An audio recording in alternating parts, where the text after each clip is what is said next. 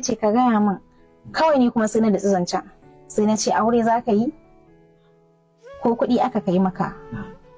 Sai ya ce min a'a ba ku aure zai ba, ba kuma kuɗi aka kai mishi ba. Sai na ce to menene? Kawai sai ce mini ai ana maganar sa da wata. Ce wata? Ce ina ce inna lillahi wa inna ilaihi raji'un. Da a cikin zuciyata ban bari na yi ya ji ba domin yawa wace ce? Kawai sai ce mini wata ce. Wata ce ya ce to akwai yarinya da na taɓa ganin hotonsu da ita a wayarsa. Na ce wadda na taɓa ganin hoton ku ce da ita? Sai ce a'a ba ita ba ce. Sai na fitowa ce.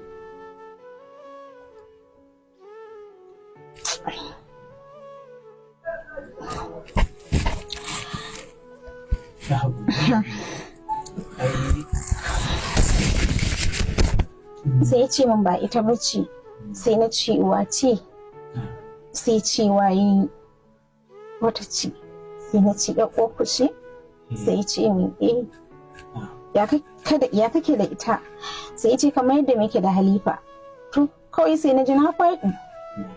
Dalilin da ya sa ku na ji a raina na faɗi tunda ina tunanin cousin ɗin shi da baban shi, ina tunanin a yadda ya faɗa da babanta kamar wasu ɗaya ubansu ɗaya.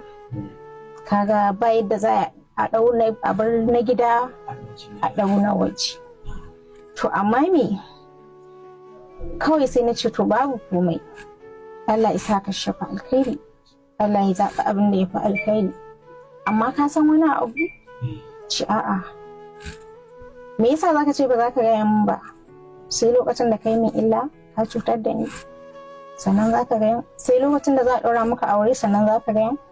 Sai ya ce min a'a ai dama yana da tunanin yadda za a iya gaya, yana ta addu'a don azumin nan ma addu'a yake ta yi akan in zai gaya min na samu nutsuwa.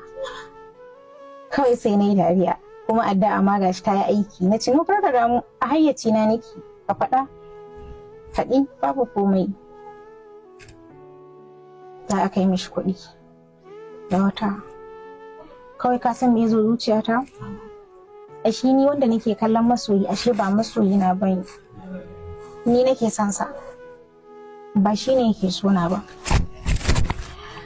Sannan kuma ya mutuntawa, ya kyautatawa, ya nuna kula, ya ɓata lokaci na ɓata lokaci tare da shi. Kamar yadda na gaya maka, kira a waya ba shi ne soyayya ba.